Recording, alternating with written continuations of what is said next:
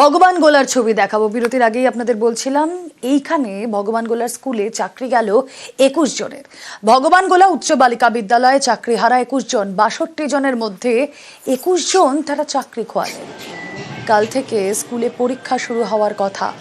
এই পরিস্থিতিতে পরীক্ষা পরিচালনা নিয়ে দুশ্চিন্তা। যতজন শিক্ষক রয়েছেন এখানে তার 1/3 এক-তৃতীয়াংশ শিক্ষক তাদের চাকরি চলে গেল। মোট 17 দফায় দুর্নীতির কিন্তু একটা লিস্ট বেরিয়েছিল। সেই যে দুর্নীতির লিস্ট, সেখানে কিন্তু এই যে আমাদের যে 21 জনকে দেখতে পাচ্ছেন, সেখানে কারোর নাম নেই। সুতরাং যোগ্য হয়েও যদি অযোগ্যদের মতনই সেম ট্রিটমেন্ট আমাদেরকে পেতে হয়, সেটা নিশ্চয়ই মেনে নেওয়ার মতন নয়। আর বুঝতেই পারছেন আজকে আমাদের প্রত্যেকেরই মানসিক অবস্থা কিরকম। এখানে আমাদের সবার মনে এই মুহূর্তে একটা প্রশ্ন আছে, যে সেখানে কিন্তু রায়ে বলে দিচ্ছে যে যারা অযোগ্য তাদেরকে টাকাও ফেরত দিতে হচ্ছে, যারা অযোগ্য নন তাদেরকে আবার নিয়োগ প্রক্রিয়ার মাধ্যমে এগিয়ে যেতে হবে। তার মানে তো যোগ্যদেরকে আমাদের তো টাকা ফেরত দেওয়ার কোনো ব্যাপার নেই, আমাদের নাম কোনোভাবে কোনো দুর্নীতিতে নেই। জানি না এখন আমাদের ভবিষ্যৎ কি, একটা অনিশ্চয়তার মধ্যে তো আমরা রয়েছি।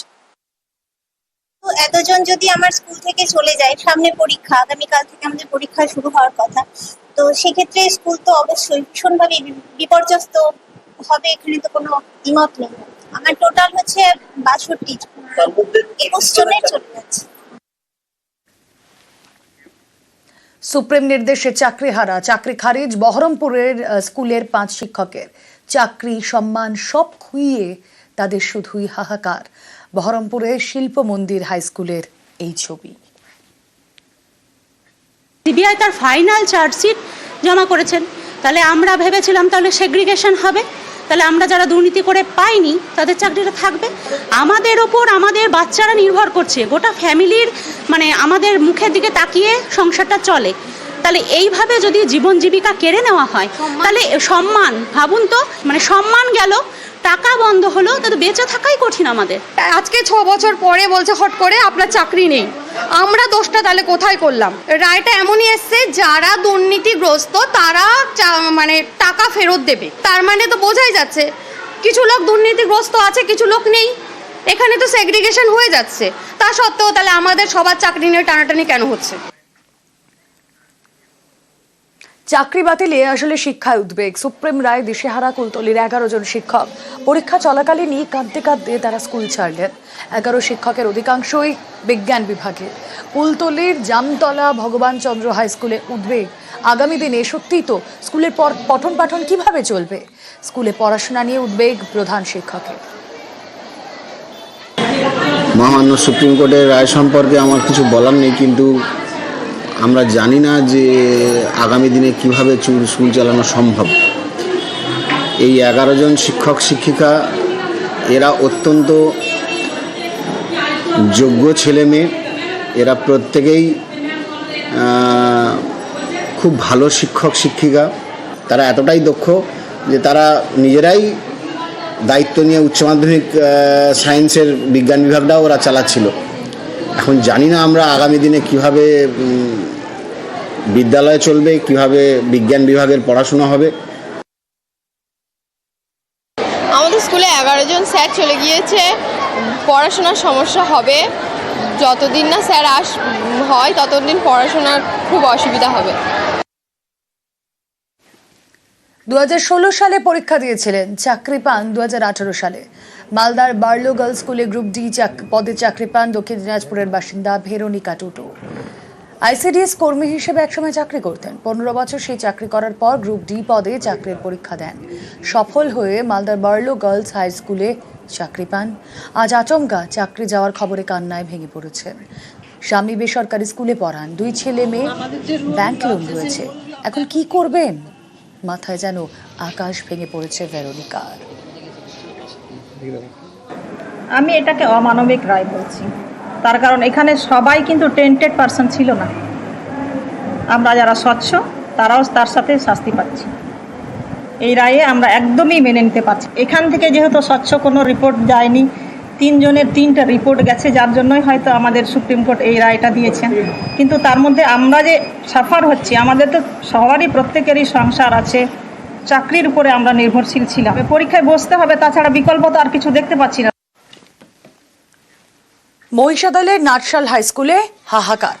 13 জনের মধ্যে 6 জন শিক্ষকেরই চাকরি গেল। 6 জনের মধ্যে বিজ্ঞান বিভাগের 3 জনই চাকরিহারা। একজন পড়ুয়ার জন্য মাত্র 13 জন শিক্ষক রইলেন। মহিষাদলের নাটশাল হাই স্কুলের পড়াশোনা নিয়ে দুশ্চিন্তা।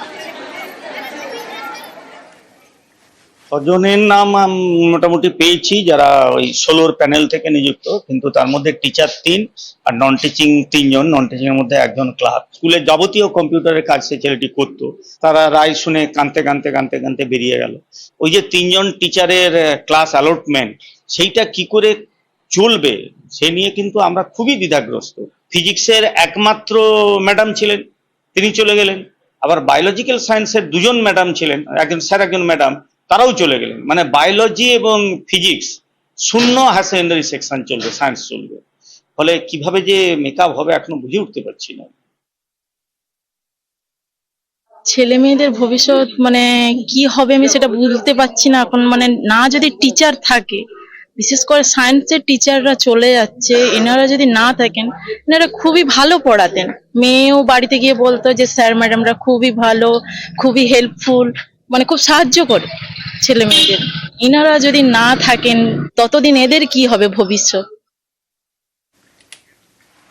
শীতলকুচির গোপীনাথ স্কুল, সেখানে চাকরিহারা 9 জন। এদের মধ্যে 7 জন শিক্ষক ও 2 জন শিক্ষাকর্মী। স্কুলে মোট 27 জন শিক্ষক ছিলেন।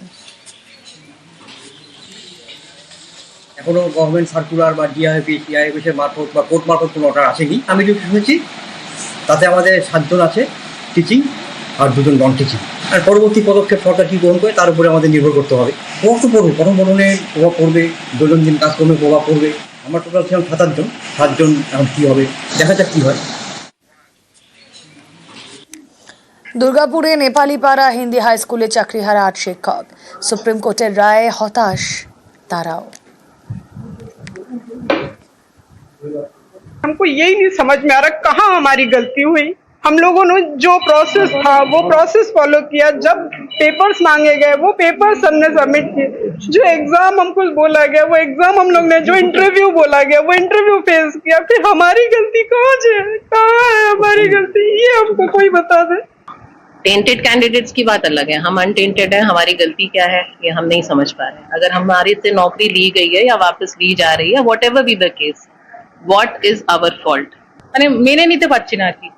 আমাদেরই অনেক কলিগস আছে যাদের লোনে চলছে, জেন্টস টিচার আছে, ওনার উপরে সব পুরো ফ্যামিলি ডিপেন্ডেন্ট আছে। মানে এখনো বিশ্বাস হচ্ছে না। যদি আমাদের কিছু লিগ্যাল লড়াই, আইনি পথে যেতে হয় তো তাই যাব। আমার নেপালিপাড়া হিন্দি হাই স্কুলে 8 জন এরকম শিক্ষক শিক্ষিকা আছেন, তার চাকরি বাতিল অর্ডার সুপ্রিম কোর্ট দিয়েছে। এটা শুনে আমরা তো খুবই হতবাক হয়ে গেছি। স্কুল আমার স্কুলে 4200 পড়ুয়া আছে, আর মাত্র আমরা 33 জন শিক্ষক শিক্ষা ছিলাম। তার মধ্যে যদি 8 জন চলে যায় স্কুল কিভাবে চলবে? মান্য আদালত নির্দেশ দিয়েছেন, তার প্রশ্ন তোলা আমার ক্ষমতা নেই, প্রশ্ন তুলছি না। কিন্তু আদালতের কাছে হাত জোর করে আমি রিকোয়েস্ট করছি, যে যোগ্য আছে তাকে আবার চাকরিতে ফেরত আসার ব্যবস্থা নিন, নাহলে আমাদের শুধু আমার স্কুল নেই, আমার এরকম পুরো রাজ্যের জুড়ে যে শিক্ষা ব্যবস্থা এটা কোল্যাপস করে যাবে। দুর্গাপুরের জেমুয়া ভাদুবালা হাই স্কুলেও চাকরিহারা 4। স্কুলের 18 জন শিক্ষকের মধ্যে চাকরি গেল 4 জনের। চাকরি হারিয়ে হাহাকার 4 শিক্ষকের। আমার স্কুলে 4 জন চলে গেল। আমার 18 জনের মধ্যে 4 জন চলে যাওয়া মানে আমার 14 জন রইল, আমার 14 সেকশন। এবার এই ব্যবস্থাটা যেটা হচ্ছে, আমি যতটুকু আইন সম্বন্ধে জানি যে 99 জন অপরাধী ছাড়া পেতে পারে, একজন নির্দোষজনও সাজা না পায়। এখানে তো উল্টোটা হয়ে গেল, 2-3 জন অপরাধীর জন্য 96-97 জন শাস্তি পেয়ে গেল। এটা তো সিস্টেমের দোষ, যারা রিক্রুটমেন্ট করেছে তাদের দোষ। এই এতদিন ধরে রায় গিয়ে আজকে চাকরি চলে যাবে, এদের দিকটা দেখলে এরপরে যে ঘটনাগুলো ঘটবে তার জন্য দায়ী কে হবে?